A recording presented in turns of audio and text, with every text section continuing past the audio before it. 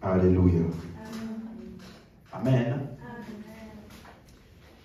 Nous allons continuer donc notre enseignement. Nous sommes à la partie 4. Nous sommes en train de parler de l'importance de la marche par la foi. Si vous prenez, vous avez pris le temps bien de nous écouter jusqu'ici, vous comprenez à quel point j'ai expliqué comment c'est primordial, comment c'est important et comment c'est très pertinent pour chacun d'entre nous de comprendre ce qu'on appelle la marche par la foi. La Bible dit dans 2 Corinthiens 5, verset 7, l'apôtre Paul, il avait dit, on avait lu ça au tout début, il dit, nous marchons par la foi et non par la vue. Ça veut dire qu'il est en train de faire un contraste clair entre la marche par la foi et la marche par la vue. Cela veut dire qu'il est possible pour un chrétien ou pour un homme de marcher par la vue, d'être influencé, de penser et de parler en fonction de ce que nous voyons, en fonction de ce que nous sentons, en fonction de ce que le monde visible nous montre. Quelqu'un me suit? Et alors, il dit que nous marchons par la foi. Et donc, en expliquant la marche par la foi, dans 2 Corinthiens 4, le verset 13, il dit, « Et comme nous avons le même esprit de foi qui est exprimé dans cette parole de l'Écriture, j'ai cru, c'est pourquoi j'ai parlé. Nous aussi, nous croyons, et c'est pour cela que nous parlons. » Donc ici, premièrement, il est en train d'expliquer le principe, ou alors donner la première réalité qui est très importante dans la marche par la foi. Nous avons tous le même esprit de foi. Dis Amen. Amen. Et il y a un théologien que je respecte beaucoup, il s'appelle E.W. Kenyon. Il a dit, chaque église doit avoir une clinique de la foi chaque semaine où les croyants viennent pour entendre la parole de Dieu et examiner leur marche par la foi. Parce que la marche par la foi n'est pas quelque chose que tu fais quand tu as des problèmes. Ce n'est pas quelque chose que tu fais lorsque tu as des moments compliqués. La marche par la foi est notre style de vie quotidien. Amen. Et donc nous avons vu dans Romains 10, verset 17, donc, comment est-ce que nous avons reçu la foi? La foi vient de ce qu'on entend, et ce qu'on entend vient de la parole de Christ. Donc il est en train d'expliquer, on a vu ça, que lorsque tu as reçu le message de Christ, lorsque tu as entendu l'évangile et que tu as cru, qu'est-ce que tu as reçu? La foi. Et donc, toute personne qui est née de nouveau, elle a reçu la foi une fois pour toutes. Donc, aucun croyant n'a un problème de foi parce que nous avons le même esprit de foi. Dis Amen. Amen. Et donc, nous avons pris le temps donc, de parcourir quelques versets sur lesquels je ne vais pas trop m'attarder. Dans Tite chapitre 1, le verset 4, il dit, Tite, mon enfant légitime, en notre commune foi. Donc, notre commune foi. Ensuite, dans 2 Pierre chapitre 1, verset 1, l'apôtre Pierre, il dit, à ceux qui ont reçu en partage la foi du même prix que la nôtre. Donc, chacun de nous a la foi du même prix. Nous avons reçu en partage la foi du même prix. Aucun chrétien n'a plus de foi qu'un autre. Amen. Donc, Romains 1, verset 12, il dit, afin que nous soyons encouragés ensemble au milieu de vous, par la foi qui nous est commune, à vous et à moi. Donc, voilà pourquoi j'ai expliqué dimanche dernier qu'il n'y a pas de différence entre ta foi et la foi du pasteur. Le pasteur n'a pas plus de foi que toi. Parce que Paul dit ici à l'église de Rome, il dit, la foi qui nous est commune, à vous et à moi. Donc, nous avons tous quoi? La même foi qui nous est commune. Dis Amen. Dans Ephésiens 4, le verset 5, il dit, il y a une seule foi, il y a un seul Seigneur, il y a un seul baptême, il y a un seul Dieu et Père de tous. S'il y a un seul Dieu, ça veut dire que nous avons tous le même Dieu. S'il y a un seul Seigneur, ça veut dire que nous avons tous le même Seigneur. Et donc, s'il y a une seule foi, ça veut dire que nous avons tous la même foi. Vous me suivez? Donc, Galates 6, Verset 10, il dit, faites du bien envers tous, surtout envers les frères dans la foi, ou la version Austèrement dit, la famille de la foi. Donc si on nous appelle la famille de la foi, ça veut dire que chaque membre de la famille, il a quoi? Dis Amen. Et donc ce dimanche, je vais commencer à introduire avec vous le fait que Dieu a déposé en chacun de nous un dépôt de foi. Dis avec moi, j'ai un dépôt de foi en moi. Ça veut dire que tu dois être conscient que tu n'es pas en manque de foi parce que Dieu a mis un dépôt en toi. Ouvrons Romains chapitre 12, le verset 3.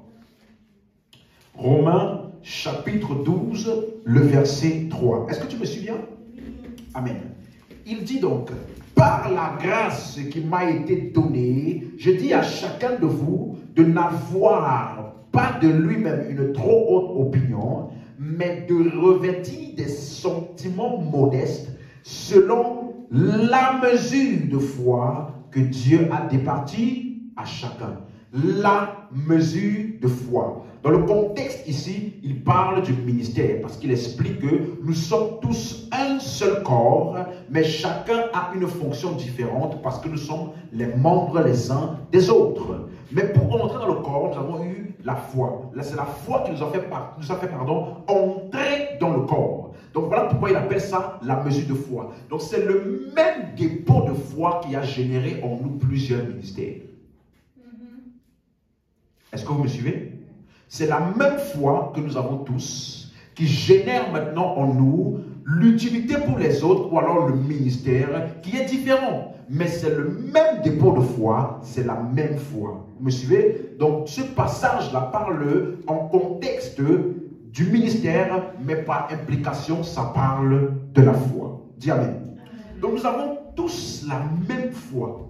Voilà pourquoi tu ne dois jamais prier les prières du genre Seigneur, augmente ma foi. Ou Seigneur, donne-moi la foi.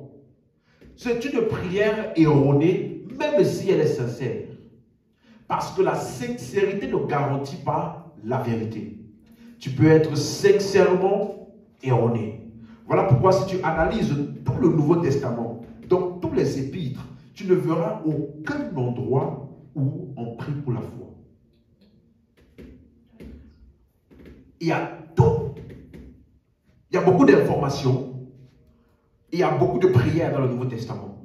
Mais parmi tous les sujets de prière, tu ne verras jamais aucun verset qui demande aux chrétiens d'avoir la foi.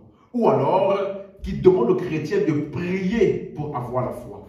Aucun verset. Parce que en réalité, nous n'avons aucun problème de foi. Mais, plutôt, nous avons un problème de connaissance. Est-ce que vous me suivez?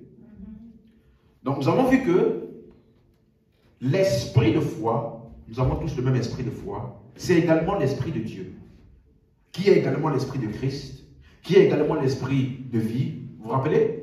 Qui est également l'esprit d'adoption, qui est également l'esprit de Christ.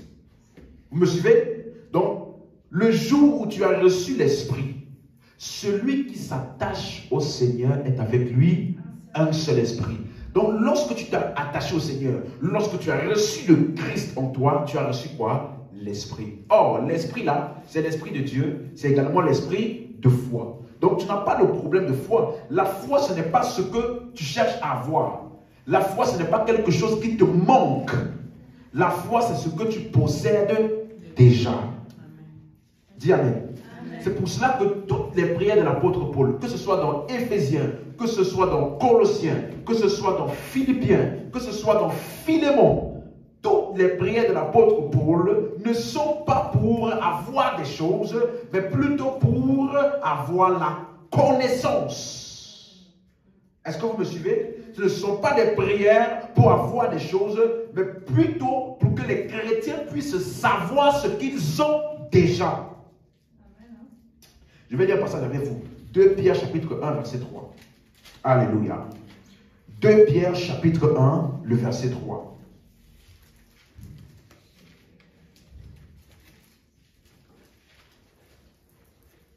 « 2 Pierre chapitre 1, le verset 3.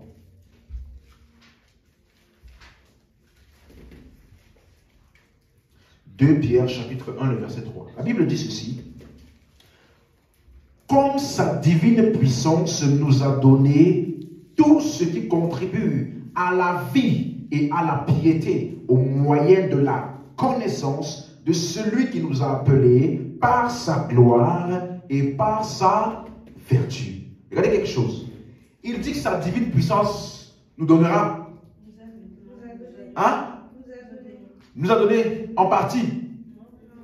Nous a donné quoi? Tout. Hein? Donc, il dit que sa divine puissance nous a donné tout. Et rappelez-vous, dans Éphésiens chapitre 1, le verset 19, il dit que l'apôtre Paul, lorsqu'il priait, il dit que les yeux de vos cœurs soient illuminés, afin que vous sachiez quelle est envers nous l'infinie grandeur de sa puissance qui se manifeste avec efficacité par la vertu de sa force. Et il dit que cette puissance-là, il l'a déployée en Christ. Donc, toute la puissance de Dieu est où? En Christ. Et toi, tu es où? En Christ. Et donc, dis-nous maintenant, ici dans 2 Pierre, que sa divine puissance-là nous a donné tout. Tout ce qui contribue à la vie et à la piété. Donc, en réalité, en tant que croyant, tu as déjà reçu tout ce qu'il te faut pour ta marche chrétienne. Tu sais ça? Il nous a donné tout ce qui contribue à la vie et à la piété. Ça veut dire que, je vais parler ici, après ton salut, il n'y a plus rien qui vient du ciel pour toi. Après que tu as reçu Jésus, il n'y a plus rien d'autre qui vient de quelque part pour toi. Parce que lorsque tu as reçu Jésus, tu as reçu tout. La Bible dit quoi? Vous avez tout pleinement en lui. C'est la même chose que Paul a dit, que Pierre dit ici. Donc ça veut dire que quand on dit par exemple que les chrétiens, tu dois grandir spirituellement, tu dois avancer dans ta vie chrétienne. Avancer dans ta vie chrétienne là, grandir spirituellement là, ce n'est pas le fait d'essayer de devenir quelque chose, d'essayer de t'améliorer ou d'essayer de devenir quelqu'un d'autre. Non, en réalité la véritable croissance spirituelle consiste à découvrir et à fonctionner dans ce que tu es devenu quand tu as cru. Ça consiste non pas à essayer d'acquérir de nouvelles choses, acquérir une nouvelle puissance, acquérir une nouvelle capacité, acquérir une nouvelle grâce, acquérir une nouvelle autorité. Non, la croissance spirituelle est en réalité le fait de découvrir ce que tu as reçu quand tu as cru et ainsi de fonctionner dans cela. Dis Amen. Amen. Donc, encore une fois, est-ce que quand il dit tout, est-ce que ça inclut la foi? Hein? Parce que nous marchons. Donc, tout ce dont nous avons besoin pour la vie et pour la piété inclut la marche par la foi là. On nous a reçu tout. Donc, c'est la raison pour laquelle, après ça, il dit au moyen de la connaissance de celui qui nous a appelés par sa vertu et sa gloire. Donc, le véritable problème, ce n'est pas un problème de foi, c'est un problème de connaissance. Tu as tout reçu, mais tu peux vivre comme quelqu'un qui n'a rien reçu en dépendant de la connaissance que tu as. Il vous a donné tout ce qui contribue à la vie et à la piété au moyen de la... Vous ne disiez pas? Au moyen de quoi? La connaissance. Est-ce que c'est clair? Donc, encore une fois, vous n'avez pas de problème de foi. Aucun croyant n'a un problème de foi. Donc, Romains chapitre 8, verset 9. Romains chapitre 8, le verset 9.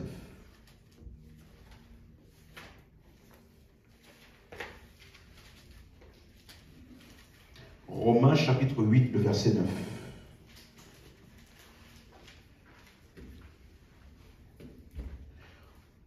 Il dit, pour vous, vous ne vivez pas selon la chair, mais selon l'esprit.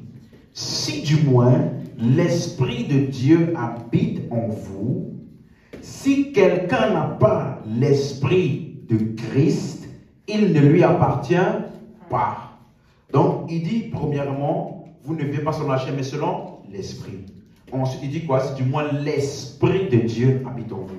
Et après, il finit par dire, si quelqu'un n'a pas l'esprit de Christ. L'esprit de Dieu, l'esprit de Christ. Donc, tout ça, c'est la même personnalité que l'esprit de foi. Dis, j'ai l'esprit de Christ. J'ai l'esprit de Christ. J'ai l'esprit de foi. J'ai l'esprit de foi. Amen. Hein? Amen. Parce que si quelqu'un n'a pas cet esprit, il ne peut pas appartenir à Christ. Donc de la même manière, si tu appartiens à Christ, tu ne peux pas dire je cherche la foi ou alors je manque de foi parce que nous avons reçu le même esprit de foi. Voilà pourquoi l'apôtre Paul s'exclame dans Galates 2 verset 20. Il dit j'ai été crucifié avec Christ. Ce n'est plus moi qui vis, c'est Christ qui vit en moi. Amen. Donc si Christ vit en moi, ça veut dire que Christ est venu en moi avec sa foi. Voilà pourquoi il dit, si la vie que je vis maintenant, je vis dans la foi du Fils de Dieu. Donc ça veut dire que tout ce que Christ est, il est venu en toi. C'est pour cela que la Bible nous dit encore, dans Romains 8, verset 32, il dit, lui qui n'a point épargné son propre Fils, mais il l'a livré pour nous, comment ne nous donnera-t-il pas toutes choses avec lui? Donc quand Dieu a livré Christ, pour se sacrifier pour nous. Avec Christ là, nous avons reçu tout. Toutes choses. Est-ce que quelqu'un m'entend ici? Vous me suivez? Donc, ça veut dire que en tant que chrétien, tu as toute la foi dont tu auras besoin pour toute ta vie. À aucun moment de ta vie, tu auras besoin de la foi. Ou alors tu ne seras en manque de foi. Et je vais encore le plus loin. Tu n'as pas un problème de grâce. Parce que souvent, certains d'entre nous là, je cherche la grâce. La grâce pour le mariage. La grâce pour les finances. La grâce pour la prospérité. La grâce pour les enfants. Bien aimé, tu n'as déjà premièrement grâce pour les finances là. Grâce pour le mariage là. Grâce pour je ne sais pas quoi là. Ça n'existe pas. Hein? Ça là, c'est les expressions que c'était utilisé là pour comment on appelle le mot là? J'ai oublié même le mot. Soutirer de l'argent. Voilà, pour bien te soutirer l'argent. Qui veut recevoir la grâce pour le mariage? Je vois une grâce pour le mariage ici là. Il y a les bons chrétiens, comme ils cherchent le mariage, il va tomber sous l'onction de la grâce du mariage. Alors que c'est son désir de se marier qui l'a fait tomber là. Vous me suivez? Donc, première des choses, toutes ces grâces là n'existent pas. Nous nous arrêtons à ce que la Bible nous révèle. Et donc, en tant que croyant déjà, premièrement, tu n'as aucun problème de grâce. 2 Corinthiens chapitre 8, le verset 9. 2 Corinthiens chapitre 8, le verset 9. Il est écrit, car vous connaissez la grâce de notre Seigneur Jésus-Christ, qui, pour vous, s'est fait pauvre, de riche qu'il était, afin que par sa pauvreté vous fussiez enrichis. Quelqu'un me suit? Il dit ici que la grâce de notre Seigneur Jésus, elle s'est manifestée en nos égards, en ce que lorsque nous étions pauvres, lui qui était riche, il s'est fait pauvre, afin que de riche qu'il était, nous soyons comment? Enrichis par sa pauvreté. Donc, première des choses, les gens qui disent qu'ils ont la grâce des finances là, soit disant parce que eux, la grâce là fonctionne avec eux, ça les enrichit. Quand tu les regardes, ils ont beaucoup d'argent. Ils ont beaucoup de biens. Ils disent non, c'est parce que j'ai la grâce de la prospérité. Tandis que la grâce du Seigneur Jésus-Christ, lui qui était riche, ça l'a appauvri. Pour enrichir les autres. Donc si tu fonctionnes vraiment dans la grâce là, normalement, tu dois t'appauvrir pour enrichir les autres. C'est ça la vraie grâce. Vous me suivez? Mais pour revenir dans le contexte ici, il dit que, en fait, Jésus s'est fait pauvre. J'ai une question. Est-ce qu'il était riche? Il avait beaucoup de biens? Il avait beaucoup d'argent? Donc, de quelle richesse parle-t-il? Et de quelle pauvreté parle-t-il? Vous me suivez? La Bible dit dans Philippiens chapitre 2, verset 5 à 7, verset 5 à 10. On dit, lui, il apparaît comme un simple homme. Il s'est dépouillé. Il s'est dépouillé. Ça veut dire qu'il était un avec Dieu. Vous me suivez? Un avec Dieu, dans toute sa splendeur, sa divinité. Premier dépouillement, il s'est fait homme. La Bible dit, il apparaît comme un simple homme. Première pauvreté, comment il s'appauvrit. Et la Bible dit qu'il est devenu obéissant jusqu'à la mort, même la mort de la croix. Et pourquoi est-il mort à la croix? Parce qu'il est devenu le péché. Donc il s'est totalement appauvri afin que nous soyons quoi? Enrichis. Donc la richesse là, c'est pas maison. La richesse là, c'est pas ton compte bancaire. Parce que quelqu'un disait, je refuse la pauvreté dans ma vie. Parce qu'il est écrit que Jésus s'est fait pauvre afin que je sois riche. Il s'est trompé de pauvreté et de richesse. Parce que la pauvreté et la richesse dont il est question ici, ce n'est pas la pauvreté financière. C'est la pauvreté spirituelle. Donc il nous a enrichis de la richesse spirituelle. Voilà pourquoi on appelle ça les richesses de sa grâce. Éphésiens 1, verset 7. Oui, c'est ça. Ouvrez, Éphésiens 1, verset 7. Éphésiens 1, verset 7. Amen, hein? C'est bon? En lui, nous avons la rédemption par son sang. Nous avons quoi? Donc c'est quelque chose que nous avons. La rédemption par son sang, la rémission des péchés selon la richesse de sa grâce. Vous me suivez? Donc la grâce de Christ là, tout ce que Christ a accompli gratuitement pour les hommes, on appelle ça la grâce. Donc tout ce que nous avons obtenu, qui sont les bénéfices de l'œuvre de la croix, on appelle ça la richesse de sa grâce. Il s'est appauvri afin que nous devenions comment? Riches. Donc, quand tu lis maintenant Éphésiens, toujours 1 là, tu lis verset 3, il nous a bénis de toutes les bénédictions spirituelles de l'œil céleste ou en Christ. Verset 4, il nous a élus. Verset 5, il nous a prédestinés. Tout ça là, ce sont les richesses de sa grâce. Ce que nous avons obtenu, ce dont nous avons été enrichis par son œuvre sacrificielle par laquelle il s'est appauvri. Vous me suivez? Donc, le simple fait, quand tu lis maintenant Éphésiens 2, verset 8, il dit quoi?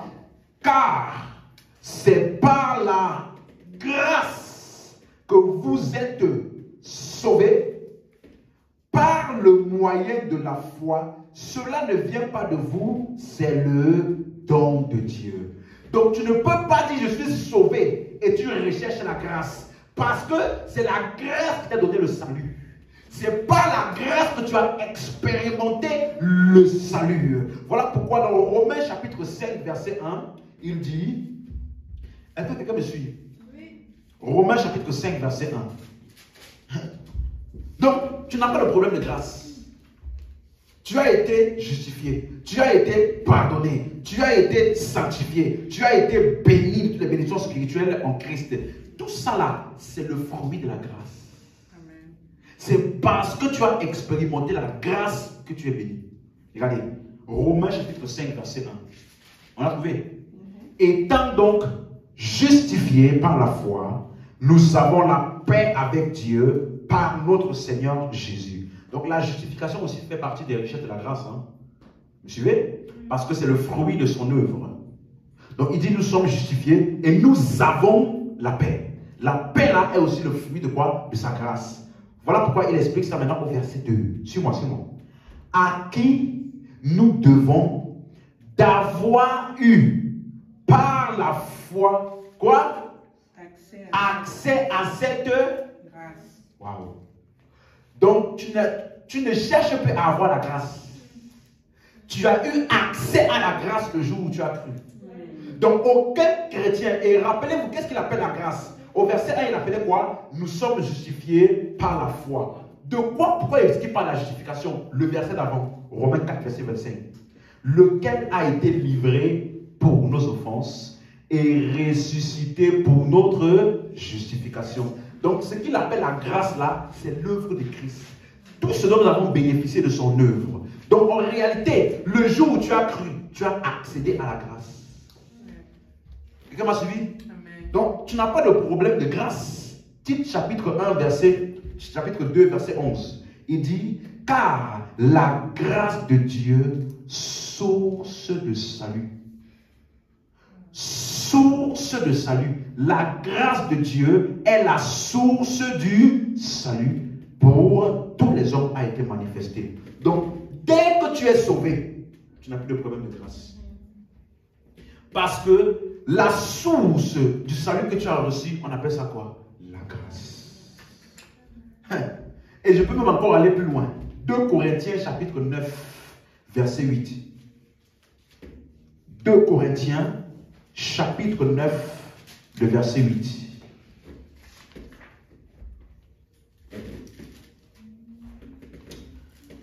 Et Dieu peut vous combler de toutes sortes de grâces, afin que, possédons toujours et en toutes choses de quoi satisfaire à tous vos besoins, vous ayez encore en abondance pour toute bonne œuvre.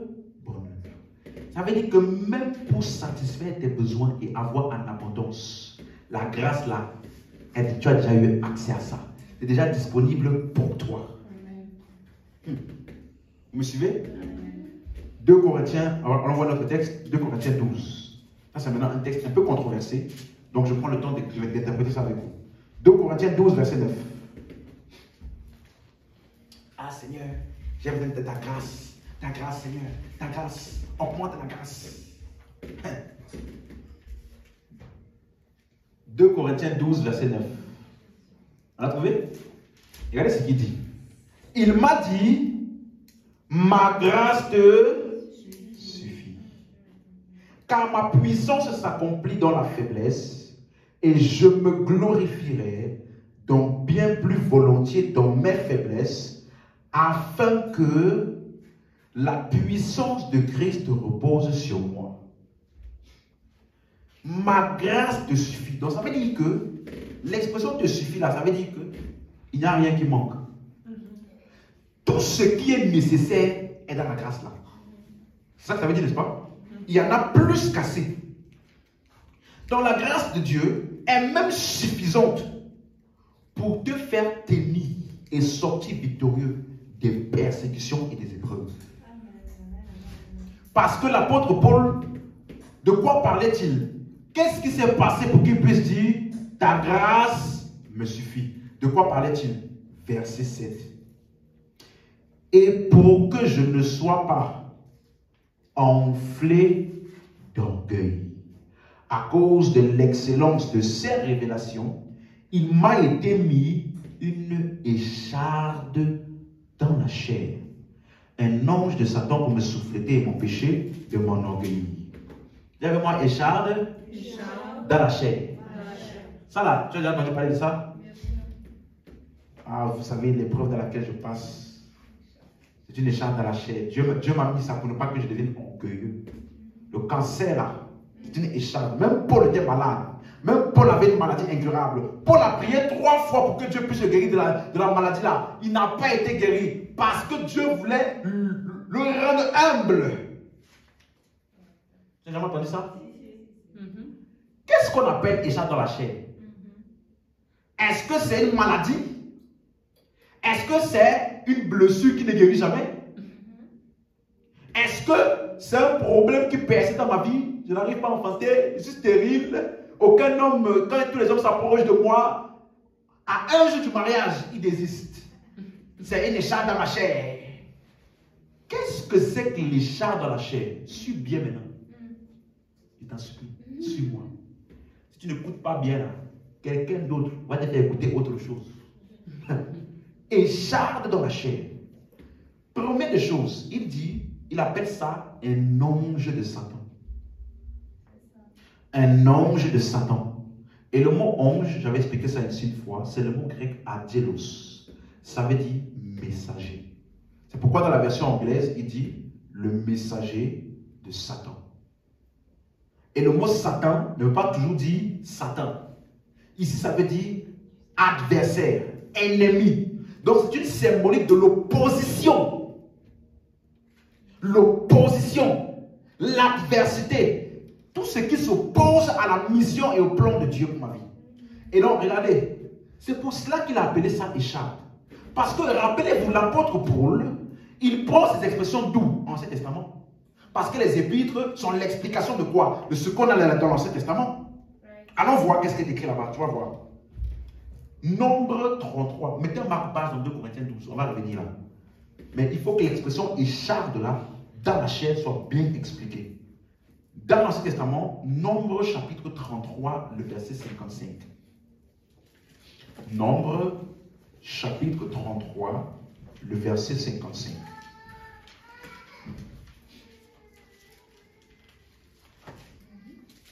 Alléluia, on a trouvé? Nombre 33, le verset 55. Je veux que quelqu'un puisse me préparer la version semeur.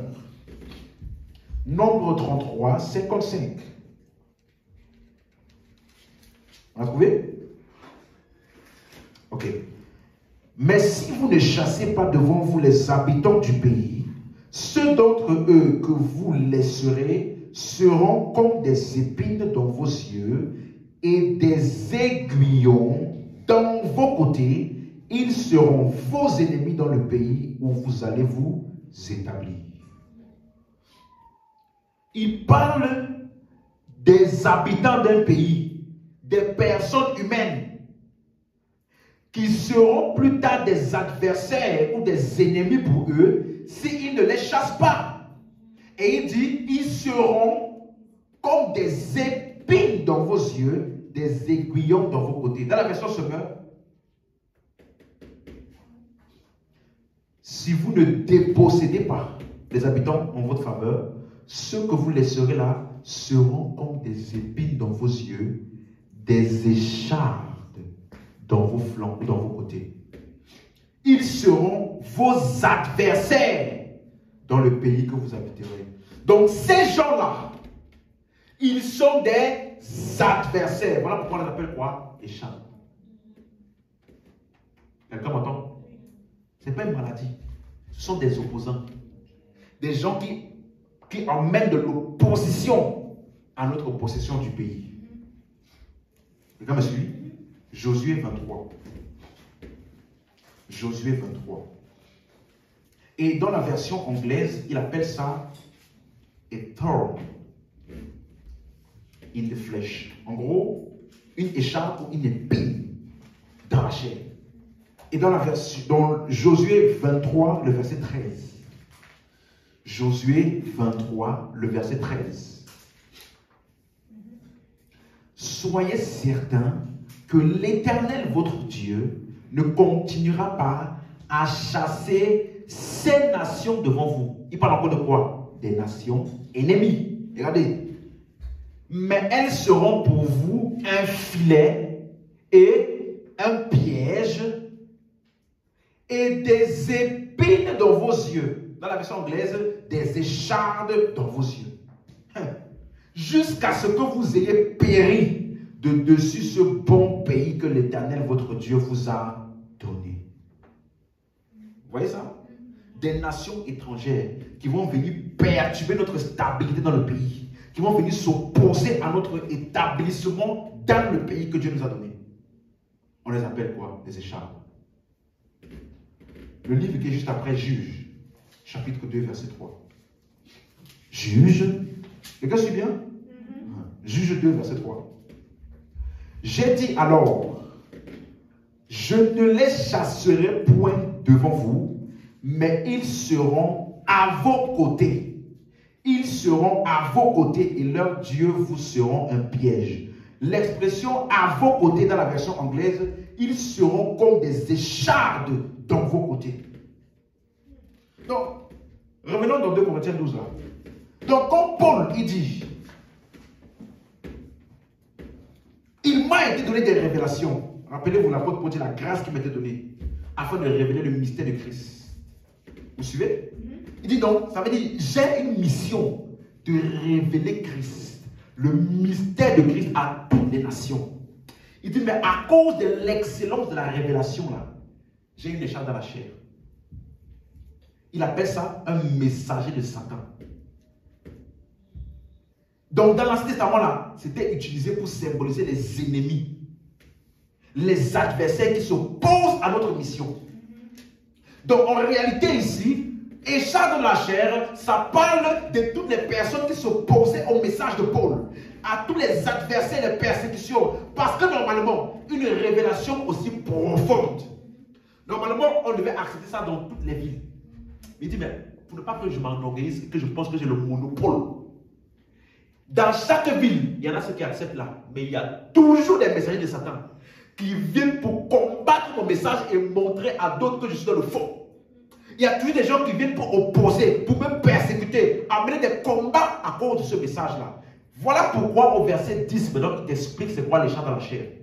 Verset 10. 2 Corinthiens 12, verset 10. Il dit quoi? Après avoir dit ta grâce me suffit. N'est-ce pas? Verset 10, il dit quoi? C'est pourquoi je me plais dans les faiblesses, dans les outrages, dans les calamités, dans les persécutions, dans les détresses, pour Christ. Vous suivez? Car quand je suis faible, c'est alors que je suis... Donc, qu'est-ce qu'il appelle échappe dans la chair? Les oppositions, les outrages, les persécutions, tout ça à cause de Christ. Est-ce que quelqu'un me suit ici? C'est clair? Donc, ce n'est pas une maladie quelque part. Ce sont toutes les épreuves qui sont liées à sa mission pour Christ. Et la Bible dit, Dieu a dit, ma grâce te... Donc, quelles que soient les épreuves auxquelles tu es confronté, laisse-moi t'annoncer, tu as toute la grâce de Dieu nécessaire, non seulement pour tenir ferme, mais également pour sortir victorieux. Et si tu me donnes un bon amen, tu reçois ça. Amen. Alléluia. Amen. Donc, en tant que croyant chrétien, tu n'as aucun problème de grâce. Mais tu peux avoir un problème de connaissance de la grâce qui est à l'œuvre dans ta vie. Est-ce que vous me suivez? Amen. Donc, nous avons vu donc qu'aucun croyant n'a une foi qui est différente d'un autre. Mais nous pouvons avoir des résultats différents. Amen. Nous pouvons avoir des résultats différents. Mais ce n'est pas à cause du fait que nous avons une capacité différente. C'est pas à cause du fait que un a plus une foi qu'un autre qu'il peut avoir des résultats différents. Nous avons des résultats différents, pas à cause d'un problème de capacité. Je te donne un exemple. Imagine-toi que tu as deux personnes. Ils ont exactement la même chose. Mais l'un, il est conscient de ce qu'il a. Et deuxièmement, il sait comment l'utiliser. Le deuxième qui a la même chose ne sait pas ce qu'il a, encore moins comment l'utiliser. Alors quand tu vas regarder les deux personnes, tu peux avoir l'impression que celui-là, il est plus intelligent, il est mieux, il est plus habilité que l'autre. Mais en réalité, ils ont la même chose. C'est juste que celui-là, il ne sait pas ce qu'il a et encore moins comment l'utiliser. Donc, ça veut dire que si tu ne t'accroches pas et tu n'écoutes pas la parole de Dieu, si tu prends la parole de Dieu à la légère, alors ta marche par la foi, elle sera très instable. Parce que la parole de Dieu te révèle exactement qui tu es, comment tu utilises ce que tu as. Est-ce que vous me suivez? Ce que je dis maintenant là, peut-être, comme je dis souvent pour certains, c'est dans quelques temps là, que tu auras besoin de ce que je dis là. Parce que certains là, c'est l'ignorance. Tu vas voir le coup, la conséquence de l'ignorance. Là, tu vas apprécier la vérité. Donc, pour revenir à notre sujet, tu n'as aucun problème de foi. Tu n'as jamais eu de problème de foi. Et tu n'auras jamais de problème de foi. Parce que Dieu a mis un dépôt de foi en chacun de nous. Vous vous rappelez, Matthieu 12, 35, l'homme bon tire des bonnes choses de son bon trésor qui est en lui. Donc, il est déjà bon. Ce n'est pas ce qu'il fait qui fait de lui un homme bon. Ce n'est pas ce que tu fais qui te rend homme bon. C'est plutôt le bon trésor qui est en toi qui te rend bon. C'est le bon trésor que Dieu a mis en toi, le bon dépôt qui est en toi. C'est ça qui fait de toi un homme bon. Donc ça veut dire que de la même manière, chacun de nous qui avons un bon dépôt de foi, alors ce que nous faisons n'est qu'une expression de ce que nous avons. Il dit des bonnes choses parce qu'il a un bon trésor. S'il n'avait pas de bon trésor, est-ce qu'il pouvait tirer de bonnes choses? Donc ce n'est pas le fait de tirer de bonnes choses qui fait de lui un homme bon. Est-ce que quelqu'un suit? Ce n'est pas le fait de tirer des bonnes choses qui fait de lui un homme bon. Mais c'est plutôt le fait de, lorsque tu sais que tu es un homme bon et tu reconnais le trésor qui est en toi, alors tu tires de cela les bonnes choses. Donc ce que tu fais n'est qu'une expression de ce qui est en toi. Ce n'est pas ce que tu fais qui définit qui tu es. De la même manière, en chacun de nous, nous avons également un dépôt d'amour. On a vu ça, hein? Vous vous rappelez? Romains 5, verset 5. L'espérance de ton repos, car l'amour de Dieu a été répandu dans nos cœurs par le Saint-Esprit. Donc chacun de nous, on a tous un dépôt d'amour. Maintenant, si on a tous un dépôt d'amour, parce que c'est moi, c'est des gens de moi, si on a tous un dépôt de foi, pourquoi certains marchent par la foi et d'autres non? Et pourquoi d'autres ont des résultats? J'ai une question aussi. Si on a tous l'amour de Dieu en nous, d'où viennent les conflits qu'il y a dans l'église? D'où vient le fait que, au milieu de certaines églises-là, de certains chrétiens, il y a des conflits, il y a des querelles, il y a des divisions, au point même où certains maudissent d'autres. Hein? Des chrétiens ou même des pasteurs qui maudissent d'autres. Vous suivez ça? Mais est-ce que c'est un problème d'amour? Est-ce que c'est parce qu'ils n'ont pas l'amour? Non. Hein? Est-ce que c'est parce qu'ils ne laissent pas l'amour en eux se manifester à travers eux? Hein? Ok. Donc ça veut dire aussi que, est-ce que nous avons tous un esprit de foi? Oui. Est-ce que tous les chrétiens marchent par la foi? Non. Ah, voyez non? Donc certains marchent et d'autres non. Mais ce n'est pas un problème de foi. Et Dieu a également mis en nous un dépôt de vie. Jean chapitre 5. Un dépôt de vie. Parce que l'homme bon là, il ne peut tirer des bonnes choses que lorsqu'il est conscient du bon trésor qui est en lui. Dépôt de foi, dépôt d'amour. Regardez, dépôt de vie. Jean 5, verset 26. Car, comme le Père a la vie en lui-même. Jean 5, 26.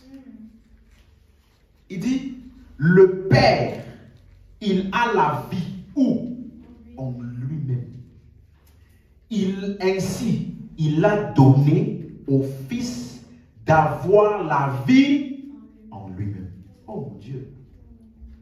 Ça veut dire que exactement la même vie qui est en Dieu, exactement la même vie est en toi. Quand on parle de la vie là, c'est l'essence même de ta personne. Et la Bible nous dit que exactement la même vie qui est en Dieu, tous ceux qu'on appelle fils là, ils ont exactement la même vie en eux-mêmes. Comment tu peux comprendre ça? Après tu as peur du sorcier. Quel sorcier peut t'effrayer? La seule manière par laquelle il peut prendre ta vie, c'est s'il peut prendre la vie de Dieu. S'il ne peut pas prendre la vie de Dieu, il ne peut pas prendre ta vie. Est-ce que vous me suivez? La même vie qui est dans le Père est en moi. Il dit dans 1 Jean chapitre 5 verset 12. Il dit, celui qui a le Fils a la vie.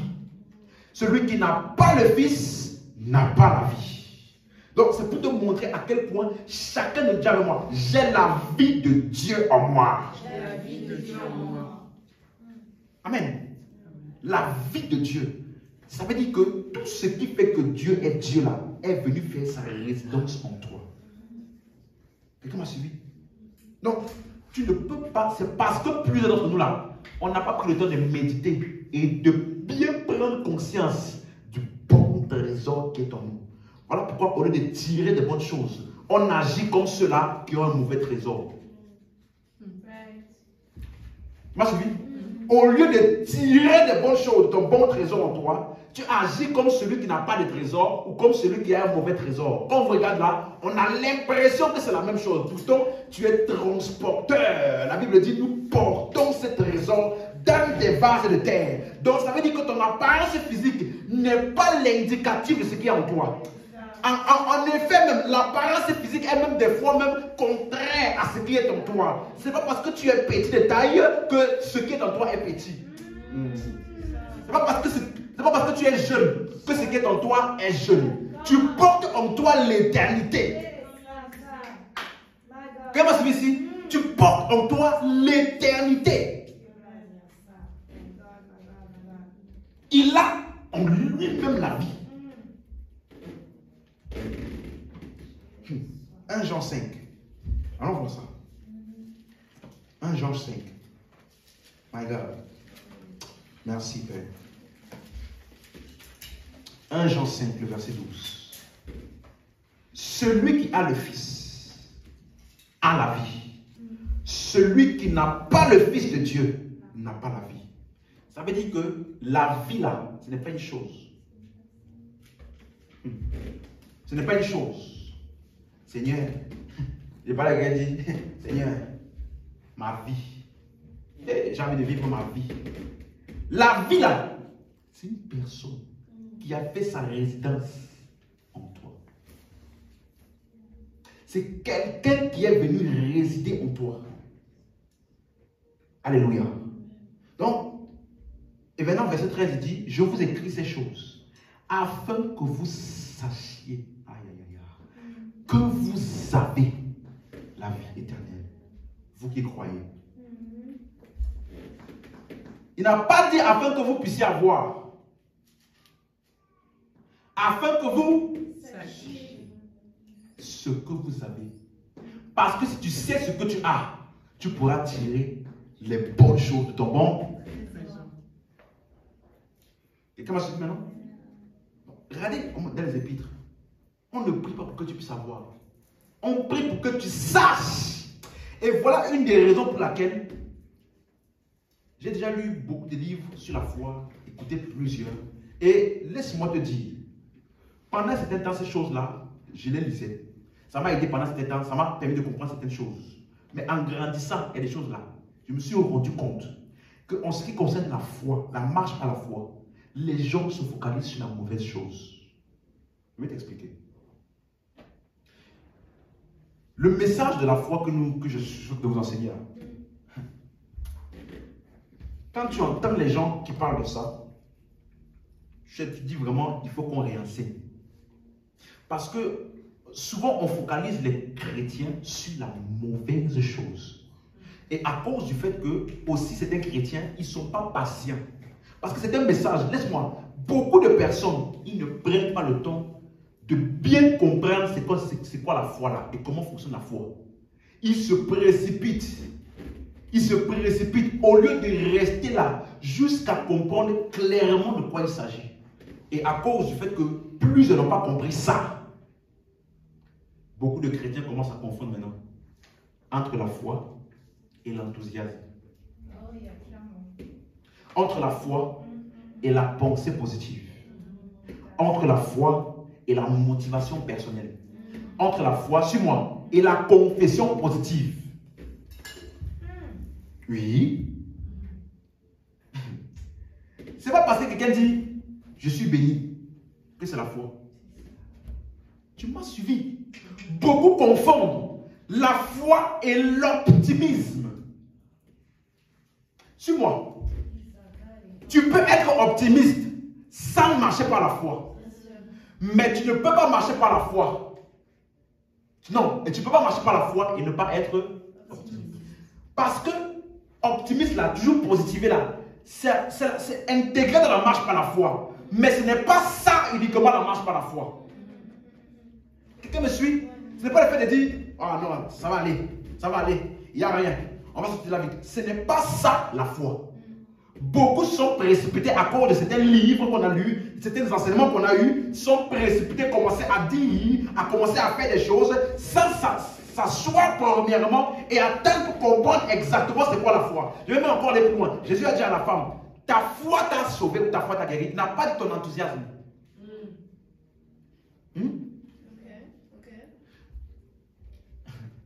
La foi même, je peux parler. La foi même, ce n'est pas le fait de s'attendre à Dieu. Ce n'est pas le fait de s'attendre à Dieu pour quelque chose. Ce n'est pas la foi. Est-ce que quelqu'un a suivi ici?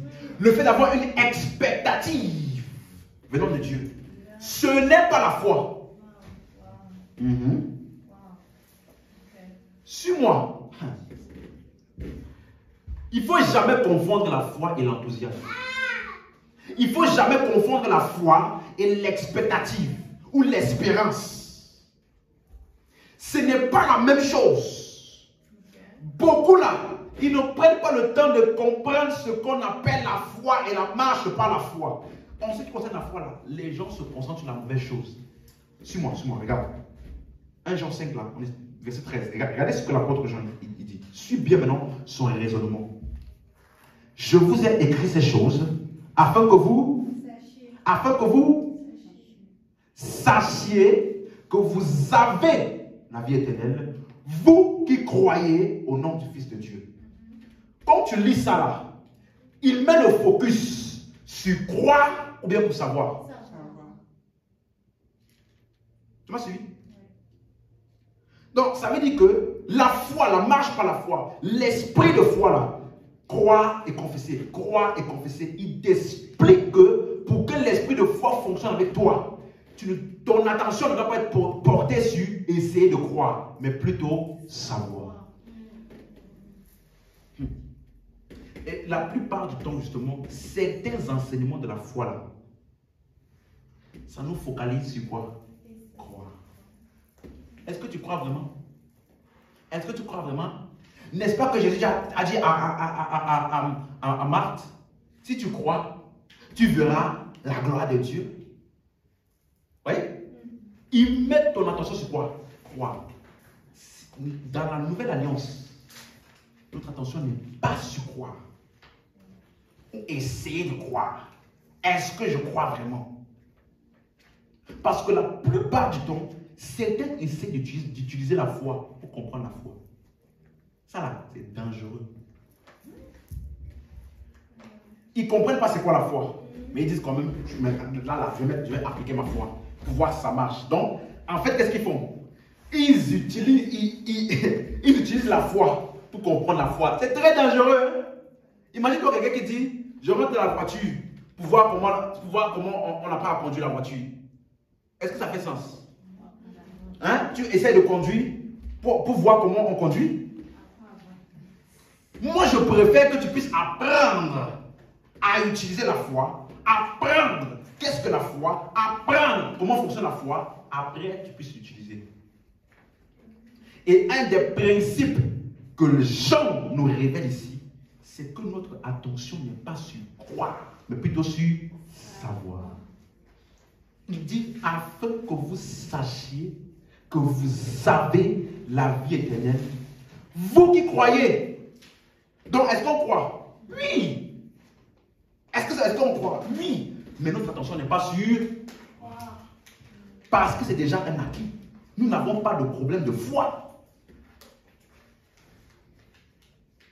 Quelqu'un m'a suivi? Il y a eu une seule fois dans ta vie où tu as eu besoin de foi. C'était avant que tu ne puisses entendre l'évangile. Tu étais un incroyant. Maintenant que tu as cru en l'évangile, la foi t'a été donnée. De même que l'amour. Par l'esprit de foi. Nul ne peut dire Jésus est Seigneur si ce n'est pas le Saint-Esprit. Donc, c'est l'Esprit qui t'a communiqué la foi. Allons voir maintenant un point sur lequel on va terminer. Marc chapitre 16, le verset 15. Allons-y rapidement. Marc chapitre 16, le verset 15. Amen. Marc chapitre 16, le verset 15.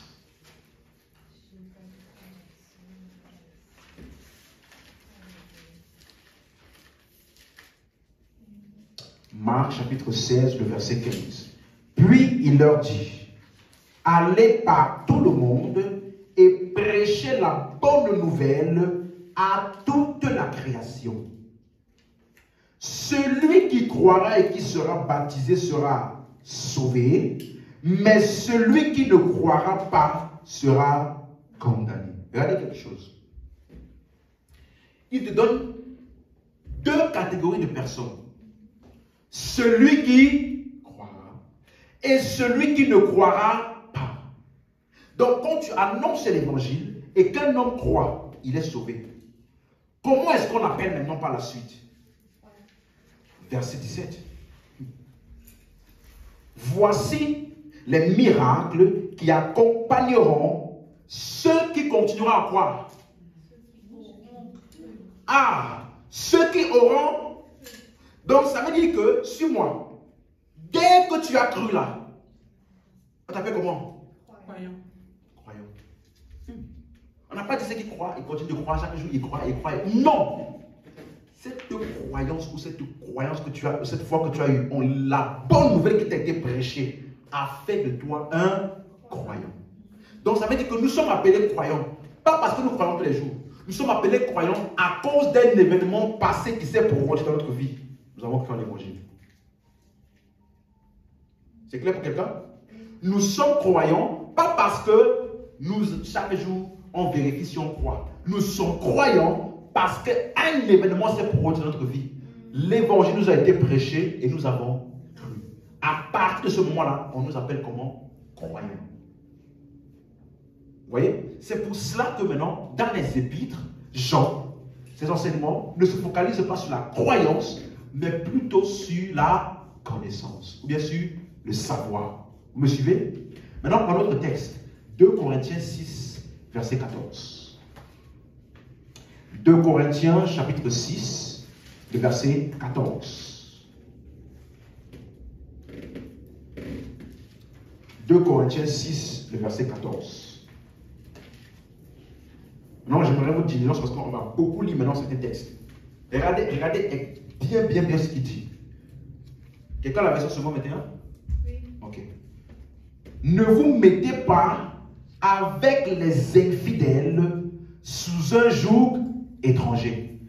Qu'est-ce que la version second 21 dit?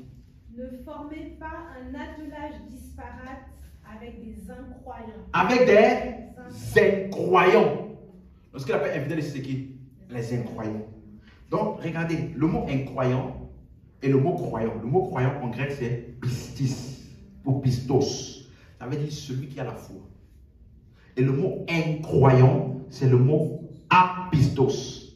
Le mot a là, ça veut dire qui n'a pas, ou bien sans. Donc c'est quelqu'un qui n'a pas la foi, c'est le contraire du croyant. Donc ça veut dire que le croyant c'est celui qui a la foi, l'incroyant c'est celui qui n'a pas la foi. Maintenant il va faire un contraste ici que j'aimerais toute l'attention de tout le monde.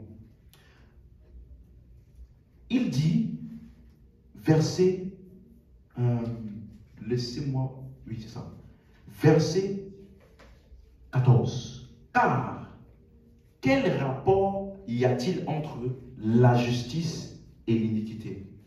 Question. La justice là, c'est quoi pour nous?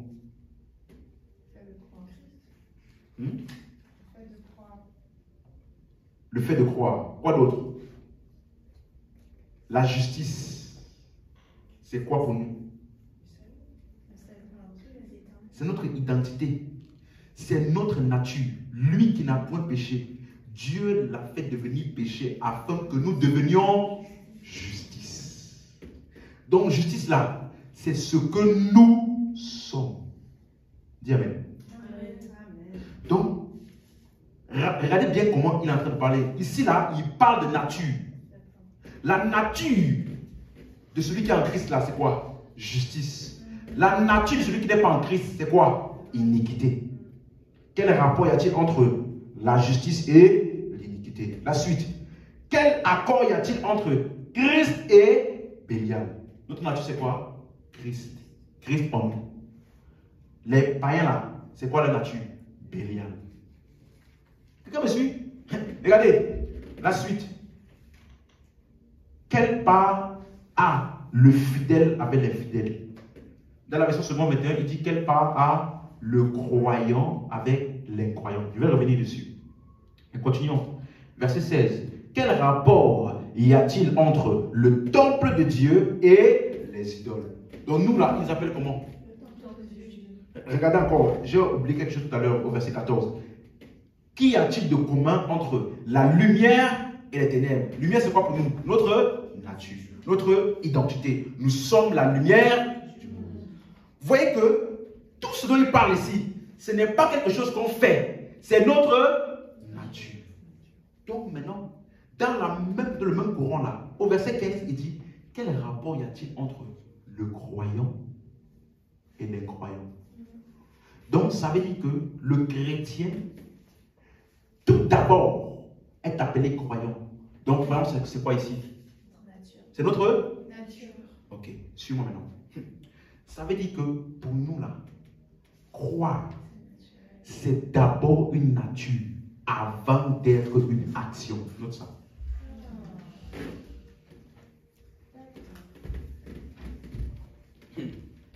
Pour nous, hein, croire, c'est d'abord notre nature avant d'être une action.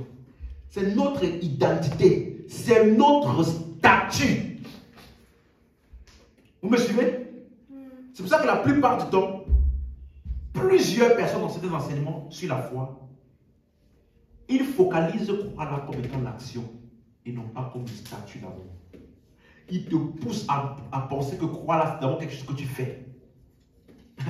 Vous me suivez? Quelque chose que tu dois faire. Montre-moi que tu crois vraiment. Regardez. On va lire maintenant plusieurs passages. J'aimerais votre diligence absolue. Commençons par 1 Timothée. Mettez en marque-page là dans 2 Corinthiens 6. On va revenir.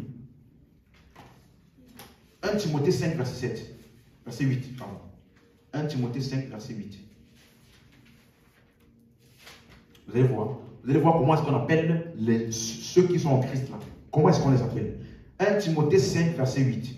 Si quelqu'un n'a pas soin des siens, et principalement de ceux de sa famille, il a renié la foi, il est pire qu'un infidèle. La version Semeur dit un incroyant. Et la version Semeur 21, un non-croyant. Donc, c'est d'abord un statut.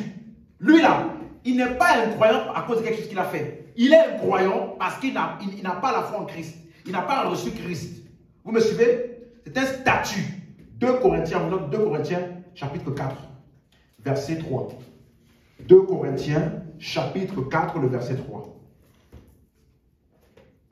Si notre évangile est encore voilé, il est voilé pour ceux qui périssent. Donc ceux qui périssent là, qui sont-ils? Verset 4. Pour les incrédules. Donc c'est un rapport avec l'évangile. Celui-là qui n'a pas cru l'évangile, on l'appelle un incroyant. C'est une nature, c'est un statut, c'est une identité. Quelqu'un me suit? 1 Corinthiens 7, verset 12. 1 Corinthiens 7, verset 12. 1 Corinthiens 7, le verset 12. Au reste, ce n'est pas le Seigneur, c'est moi qui dis. Si un frère a une femme non-croyante. Une femme comment? Et qu'elle consente à habiter avec lui, qu'il ne la répudie point.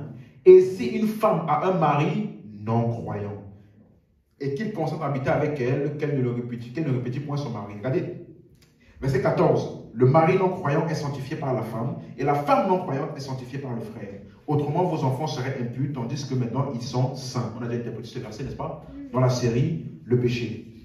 Comprendre le péché. Verset 15. Si le non-croyant se sépare, qu'il se sépare, le frère ou la sœur ne sont pas liés dans ces cas-là, Dieu nous a appelés à vivre en paix.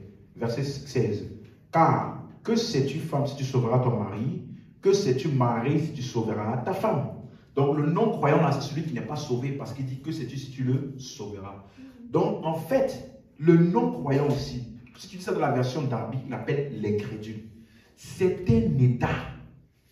C'est une identité. Donc ça veut dire que quand tu entends le mot croire ou le mot ne pas croire, c'est d'abord une position d'identité. Celui qui croit, c'est le croyant. Celui qui ne croit pas, c'est l'incroyant. Vous voyez? Et juste parenthèse, ici, là, l'apôtre Paul, il parlait, en fait, il enseignait contre le divorce.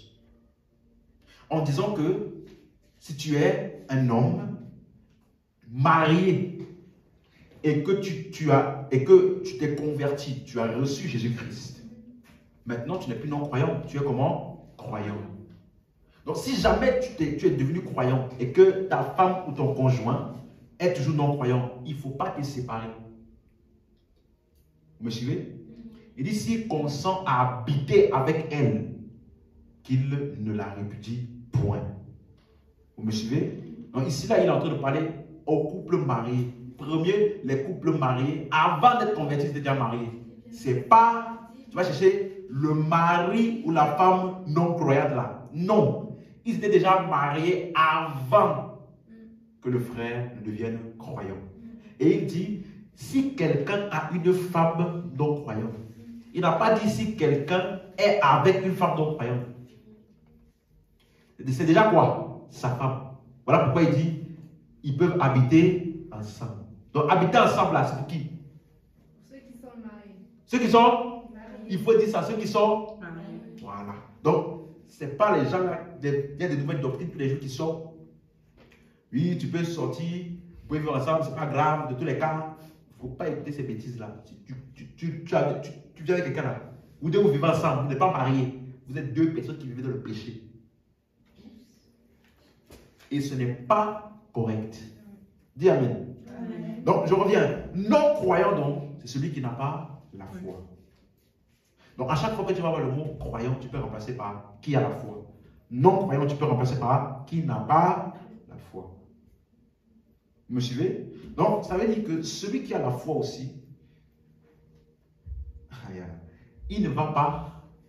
Je donne le contexte, hein, Paul était en train d'enseigner contre le divorce dans l'église.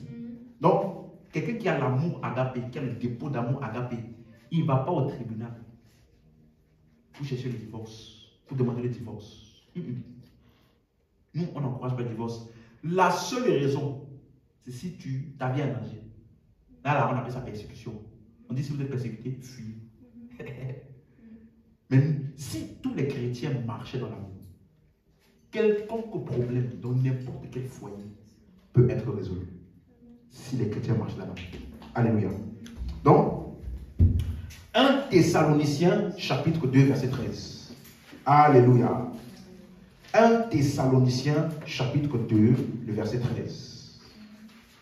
Il dit, c'est pourquoi nous rendons continuellement grâce à Dieu de ce qu'en recevant la parole de Dieu que nous vous avons fait entendre, vous l'avez reçue non comme la parole des hommes, mais ainsi qu'elle est véritablement comme la parole de Dieu qui agit en vous qui croyez. Vous qui croyez. Ça veut dire que vous qui croyez, c'est quel type d'homme? Vous me suivez? Peut-être dis avec moi, je suis celui qui croit. Vous avez compris? Vous qui croyez, ça veut dire nous sommes de ceux qui croient. 1 Timothée 5, verset 16. 1 Timothée 5, verset 16.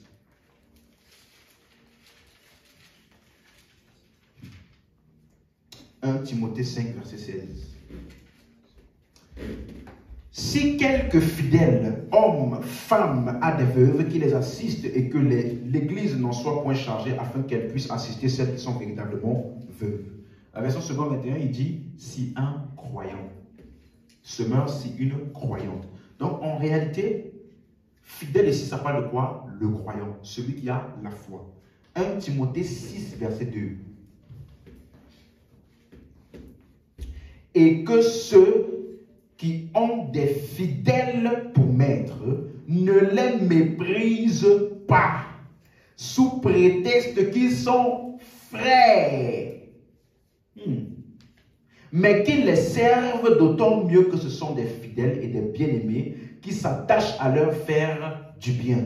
Enseigne ces choses et recommande-les. Donc, ça là, les problèmes que beaucoup de chrétiens ont aujourd'hui, parce qu'ils ont embauché certains chrétiens là, ça a commencé depuis le commencement, ce n'est pas nouveau. Donc, ça veut dire qu'en tant que croyant, ce n'est pas parce que il dit, si tu as un maître ou alors un patron, un chef dans ton travail, si c'est un croyant, ne méprise pas, ne fais pas mal ton travail sous prétexte de ah, tu es mon frère en Christ. Ça arrive en retard. Ah, tu es mon frère en Christ. Ah, non, non, non, non, non. Il dit, bien que plus que ton frère en Christ, là, tu dois faire encore mieux que tout le monde. Parce qu'il s'est attaché à te faire du bien. Donc, il appelle quoi? Si quelqu'un a un maître fidèle, qui est un fidèle pour maître. La version Semeur a dit, s'il y en a ceux qui ont des maîtres croyants, qui ne leur manquent pas de respect, sous prétexte qu'ils sont des frères. Donc, ça, c'est une tendance que certains ont là. Il dit, enseigne ces choses. Ça veut dire qu'on doit enseigner ça. Parce que sinon, certains peuvent s'adonner à ce genre de pratique. Alléluia. Donc, tu vois clairement ici que croire n'est pas une action pour les chrétiens. Croire est enseigné comme notre statut, notre identité. C'est clair pour quelqu'un? Celui qui croit, le croyant, le fidèle, c'est d'abord comme notre nature. C'est partie intégrante de nous. Mais dans les 4 évangiles, croire était enseigné comme une action. Oui, parce que nous avons vu qu'il n'était pas encore né de nouveau. Il n'avait pas l'esprit de foi.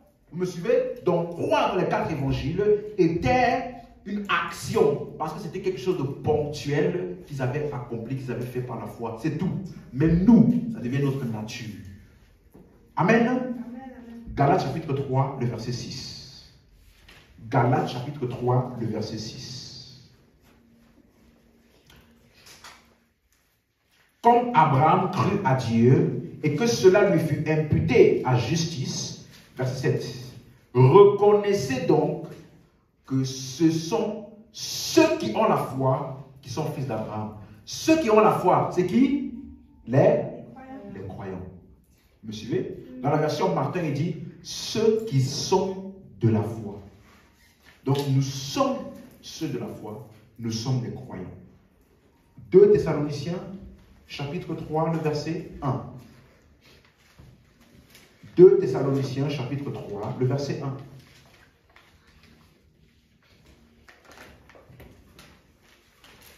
« 2 Thessaloniciens, chapitre 3, le verset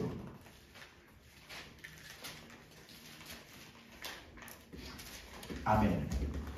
On a trouvé? Il est écrit, au reste, frères, priez pour nous, afin que la parole du Seigneur se répande et soit glorifiée comme elle est chez vous. Donc, regardez que l'apôtre Paul, ici, il montre que il a une mission dans une ville dans laquelle il doit annoncer la parole de Dieu. Et verset 2, maintenant, il dit quoi? Afin que nous soyons délivrés des hommes méchants et pervers, car tous n'ont pas la foi. Donc, voici le genre d'homme que Paul a appelé écharpe, messager de Satan. Nous, on parle dans la ville, on veut que la parole de Dieu soit glorifiée, mais il y a des hommes méchants et pervers. Ceux-là qui sont animés de l'esprit de l'ennemi, qui viennent pour combattre et opposer notre mission. Vous voyez? Il dit tous n'ont pas la foi. Donc, ça encore, c'est un statut. Donc, tu dois avoir dans ton intellect ceci. Tout croyant a la foi. Et croire, ce n'est pas une action. C'est notre nature. Est-ce que vous me suivez? C'est clair? Donc ça veut dire que quand tu vas voir les 4 évangiles, croire là-bas était sous forme d'action. Donc quand tu vois les expressions comme si tu peux juste croire, si vous aviez la foi, ayez la foi. Ça, tu vas trouver ça où? Dans les 4 évangiles. Donc ça ne parle pas de nous. Quelqu'un m'a suivi? Voilà pourquoi on a vu ça tout à l'heure. Galates chapitre 6, verset 10, la famille de la foi, parce que tous ont la foi. Donc, nous là, dans la nouvelle alliance, on ne se focalise pas sur croire. Parce que c'est déjà notre nature. Bien au contraire, les épîtres se focalisent non pas sur croire, mais sur la connaissance, sur savoir. Mais est-ce que nous croyons? Bien sûr. Voilà pourquoi nous sommes appelés croyants. Mais ce n'est pas là où il y a le problème. Voilà pourquoi ce n'est pas là où il y a notre focus. Vous me suivez? Nous croyons, bien sûr. Il dit, je vous écris afin que vous sachiez que vous avez la vie éternelle, vous qui croyez. Donc nous croyons, oui, mais ce n'est pas notre focus sur croire. Amen. Et comment suivi? Non. C'est pourquoi je dis, plusieurs personnes en essayant de marcher par la foi ou d'enseigner la foi, ils enseignent ça comme un système de mécanisme. Un système d'étapes à suivre. Tu veux avoir des résultats, comment avoir la foi, comment faire fonctionner, comment est-ce que tu fais pour avoir la réponse à tes prières, comment, étape numéro 1, rêve. Tu dois avoir un rêve, une vision. Qu'est-ce que tu veux? Étape numéro 2, crois. Étape numéro 3, agis. Étape numéro 4, persévérer dans l'agissement. Étape numéro 5, si la prophétie tape, attends, ne perds pas courage. La première chose primordiale qu'il faut que tu comprennes, je t'en supplie sur moi, la première chose primordiale qu'il faut que tu comprennes, la connaissance de la parole. Écoute-moi, le prophète et docteur Kenneth Hagin, il a dit, la foi commence là où la volonté de Dieu est connue. La foi commence réellement là où la volonté de Dieu est connue. Donc ça, la connaissance de la parole, j'ai dit ici que ce n'est pas la pensée positive. Est-ce que vous me suivez? Ce n'est pas la pensée positive, c'est la connaissance de la parole, c'est-à-dire ce que Christ a accompli. Note ceci, la foi émerge donc de l'œuvre achevée de la rédemption. Suis-moi. La foi émerge de l'œuvre achevée de la rédemption. Si tu ne comprends pas ce que je t'explique maintenant, parce que je vais détailler, hein? Il faut d'abord que tu retiennes cette phrase-là. La foi émerge de l'œuvre achevée de la rédemption. Parce que si tu ne saisis pas ça, tu vas penser que la foi émerge juste comme ça. Tu vas penser que la foi, c'est une confession positive. Je suis fort, je suis fort. Je me rappelle... Ah, Jésus-Christ. Je me rappelle, il y a une époque, il y a des... Je veux dire, la confession positive, ce n'est pas la foi. Pas parce que tu as donné une confession positive que tu as la foi, que tu agis par la foi, pardon. Parce que, je me rappelle, c'était chrétien, on leur a dit, ah, quand tu as la foi, même quand tu es malade, tu dois dire, je suis guéri. Ou alors, quand tu te sens faible, quand tu te sens malade, tu dois dire, je suis fort. Je suis fort. Alors, le chrétien, il n'est pas venu à l'église dimanche. Le pasteur l'appelle. Pourquoi tu n'étais pas là dimanche? Ah, désolé pasteur. C'est parce que j'étais fort. C'est parce que j'étais fort. Tu comprends ce que tu avais dit? Parce que quand on l'a dit, quand tu es malade, tu dois dire quoi? Je suis fort. Donc, parce que quand tu dis je suis malade, c'est parce que tu n'as pas la foi. Tu étais où dimanche? Pasteur, j'étais fort. J'étais fort, pasteur. Ce gars-là, il n'a rien compris de la foi. Je vous ai dit, plusieurs confondent la foi avec la positivité, le déni de la situation. Hein? Le déni, un homme de Dieu disait, il y a certains chrétiens tellement que ils ont considéré la foi comme le déni que, non pas certains chrétiens, certaines personnes qui sont venues à l'église et qui ont soi-disant entendu parler de la foi, comme pensée ou paroles positives, qu'ils ont tellement régné leur situation que même quand ils vont se retrouver en enfer, ils vont dire, je suis au ciel. Je suis au ciel. Je suis au ciel. Vous voyez ça? Ce n'est pas la pensée positive. Ce n'est pas le déni de la situation. Ce n'est pas... Non. J'ai dit ici, ça émerge de la connaissance de ce que Christ a fait. De cette connaissance-là maintenant, qui a envahi ton être intérieur, découle maintenant des paroles.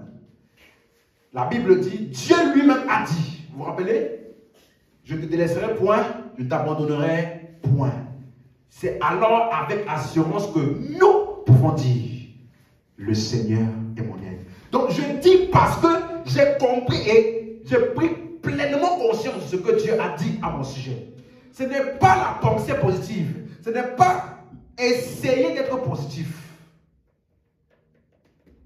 Alors quelqu'un disait, laisse-moi terminer par ça. Là. Quelqu'un disait, mais pasteur, n'est-ce pas que la Bible dit que le faible dise, je suis fort.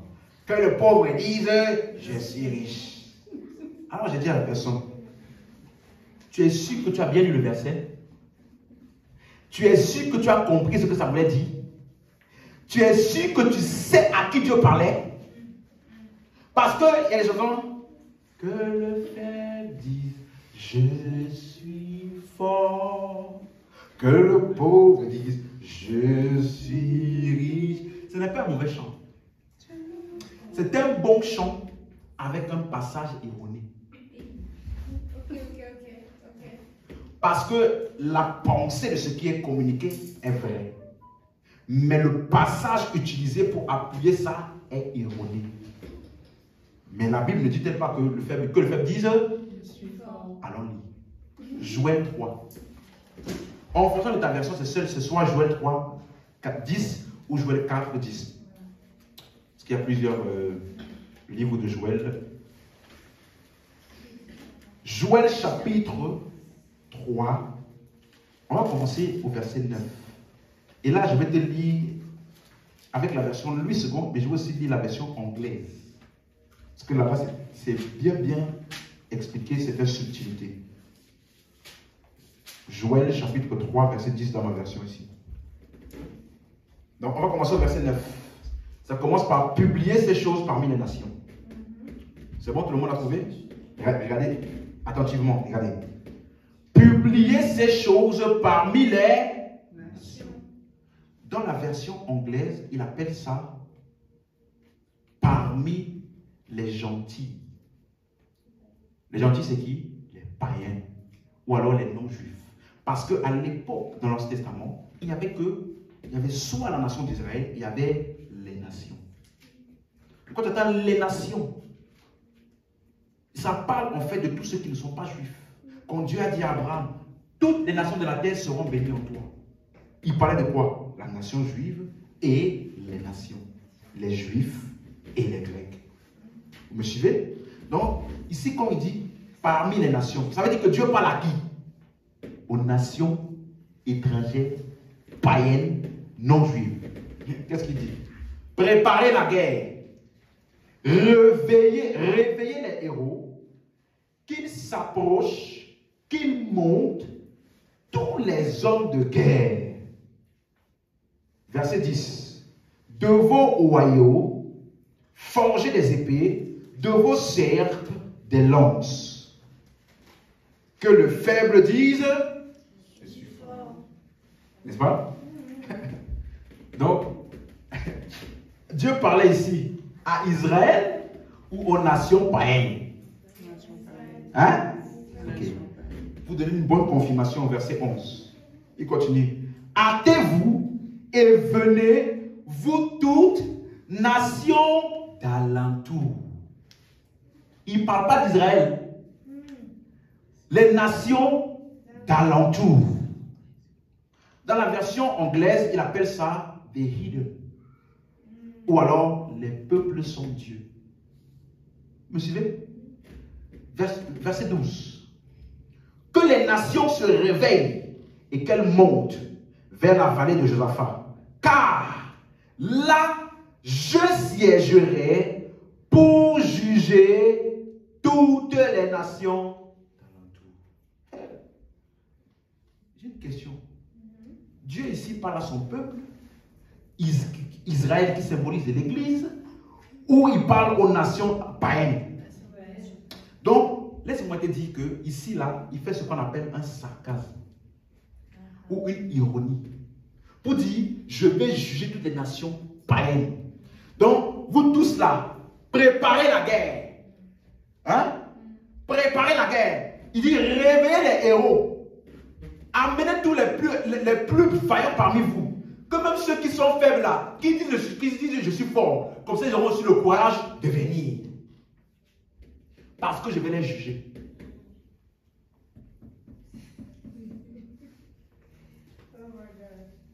Regarde, il n'est pas en train de parler et de dire que je fais dire je suis fort. En fait, il est en train de se moquer. Parmi vous là, prenez tous vos vaillants héros. Comme vous voulez faire la guerre là, vous voulez faire le combat, ok. Prenez tous vos vaillants héros. Même ceux qui sont faibles là, qui me disent je suis fort. Comme ça, ils vont avoir le courage de venir. Comme ça, quand je vais juger vous tous là, vous jugez vous tous en même temps. On appelle ça sarcasme, ironie. Donc tu as pris une confession ironique. Est-ce que vous me suivez? Non, que les faibles disent je suis fort. Ce n'est pas mauvais, mais c'est un mauvais verset. Appliqué pour cette situation-là. Dis Amen. Donc, dans le Nouveau Testament, nous ne nous focalisons pas sur croire. C'est un passé qui a une continuation jusqu'au présent. Le croire là, c'est ce que nous sommes devenus pour toujours. Vous me suivez? Donc, c'est pour ça que E.W. Kenyon, il a dit, on ne force pas un croyant à croire parce qu'il est croyant. Très bonne affirmation. Ça veut dire qu'un croyant n'essaie pas de croire. Son focus n'est même pas sur croire. C'est naturel pour lui. Vous me suivez? Comme maintenant, je vais vous montrer un passage biblique. Tu as des difficultés à croire. C'est déjà en toi. Chaque fois que tu lis la parole, tu crois. Amen. Et c'est pour cela que, vous allez voir dans les expressions de Jésus, des fois, il parle de en ce jour-là. En ce jour-là. Dans Jean 16, 23, il dit en ce jour-là, vous ne m'interrogerez plus sur rien. En vérité, je vous le dis, ce que vous demanderez au Père, il vous le donnera en mon nom. En ce jour-là. Donc ça veut dire que Jésus ici, lui-même, il fait la spécification entre les différentes dispensations qu'il y a dans la Bible. Il y a des choses qui s'appliquaient au temps de Jésus, avant sa mort et sa résurrection, qui aujourd'hui sont illégitimes pour nous. Il y a beaucoup de choses qui étaient faites avant que Jésus ne meure et qui ne sont plus légitimes aujourd'hui parce que c'est expiré. Par exemple, dans Marc chapitre 11, là, qu'on a lu, lorsque Jésus a parlé au figuier et qu'il a dit au figuier, aux disciples, ayez la foi en Dieu. À qui parlait-il? À des disciples. Était-il né de nouveau? Non. Donc s'il dit, si vous aviez la foi, est-ce qu'aujourd'hui, à toi qui es croyant, est-ce que Jésus peut te dire, ayez la foi en Dieu? Vous voyez? Parce que c'est expiré. Donc ce qu'il dit par la suite là, si tu crois, si tu confesses, pardon, si tu dis à cette montagne, ôte-toi, jette-toi dans la mer et tu crois, ça là, c'est ce que tu dois faire parce qu'en réalité, la condition d'ayer la foi en Dieu là, c'est un acquis pour toi. Vous me suivez? Donc, en réalité, je vous écris ces choses afin que vous sachiez que vous avez la vie éternelle, vous qui croyez. 1 Jean 5, verset 13. On va terminer avec ça. Allons-y voir. Donc, notre focus dans la nouvelle alliance, c'est croire ou bien c'est connaître? Connaître. Ah, ok. Parce que croire, c'est notre nature. Nous sommes appelés des croyants. Amen. Hein? Regardez donc. Il dit, je vous ai écrit ces choses afin que vous sachiez que vous avez la vie éternelle, vous qui croyez au nom du Fils de Dieu. Regardez quelque chose. Donc, ça veut dire que ton attention doit être sur savoir. Savoir ce que tu as. C'est ça qui va permettre à l'esprit de foi de fonctionner avec toi. Tu dois savoir ce que tu as. Pas essayer de croire. Parce que ça s'adresse à qui? À vous qui croyez. Et c'est la raison pour laquelle maintenant, je vais commencer. Verset 14. Regardez ce qu'il dit.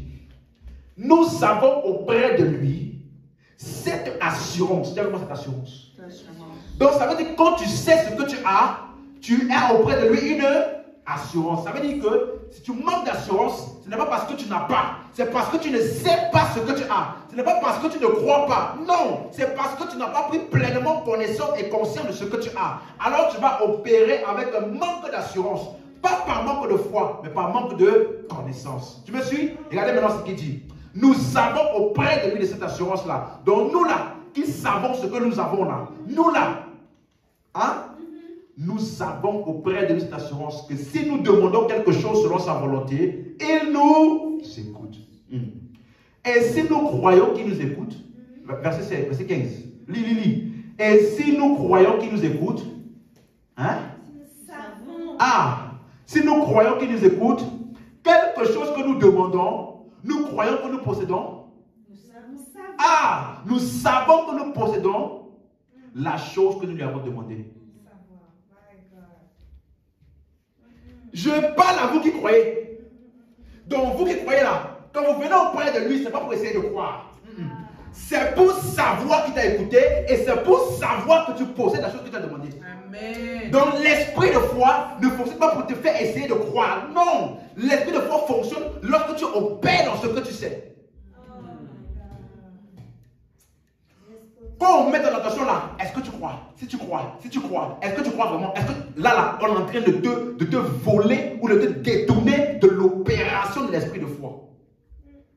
Nous là, nous venons auprès de lui parce que nous avons cette assurance. Mon assurance là ne vient pas de quelque chose d'extérieur. Mon assurance vient du fait que, comme j'ai cru, j'ai reçu et j'ai eu. Maintenant là, avec tous les écrits qu'il a écrits là, les épîtres, il dit maintenant, je vous ai écrit. Afin que vous sachiez. Donc maintenant, quand il t'a écrit et que tu as analysé, tu as médité et que tu sais, nous venons maintenant auprès de lui avec assurance. Mon assurance là est le fruit de mon savoir, de ce que j'ai. Est le fruit de mon savoir, du bon trésor qui est en moi. Et donc il dit maintenant que lorsque nous demandons, on sait qu'il nous écoute. Nous savons. Pas nous croyons. Tu ne sais pas de quoi il ne t'écoute pas. Ça là, c'est un acquis. Nous savons qu'il nous écoute. Et s'il nous écoute, nous savons que nous possédons. Donc ton problème, c'est parce que tu penses toujours à essayer de croire que tu as essayé de croire, essayer de croire. Nous là, on sait que nous possédons la chose qu'il nous a demandé. Dis Amen. On peut se lever. Donc, dans les 4 évangiles, il met le focus sur quoi? Croire. Mais dans les épîtres, il met le focus sur quoi? Savoir. Parce que dans les 4 évangiles, il n'était pas encore né de nouveau. Voilà pourquoi dans Marc, il dit, ayez la foi en Dieu.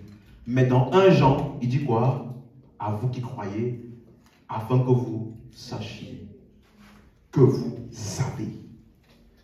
Donc, ça veut dire que nous, en tant que croyants, ce que nous devons faire, ce n'est pas de croire, mais plutôt, ou d'essayer de croire, mais c'est plutôt de savoir. Donc, plus tu sais, plus tu opères avec assurance. Et plus tu opères avec assurance, plus ta vie donne des résultats. Et plus ta vie donne des résultats, plus ton assurance est encore amplifiée, et plus encore de plus en plus de résultats. Et l'autre là qui ne sait pas, bien qu'il a la même chose que toi, il va opérer comme s'il n'a rien. Il n'aura pas de résultats et il va penser qu'il a moins que toi. Nous savons. Alléluia. Élève la voix en grâce à Dieu pour cette parole.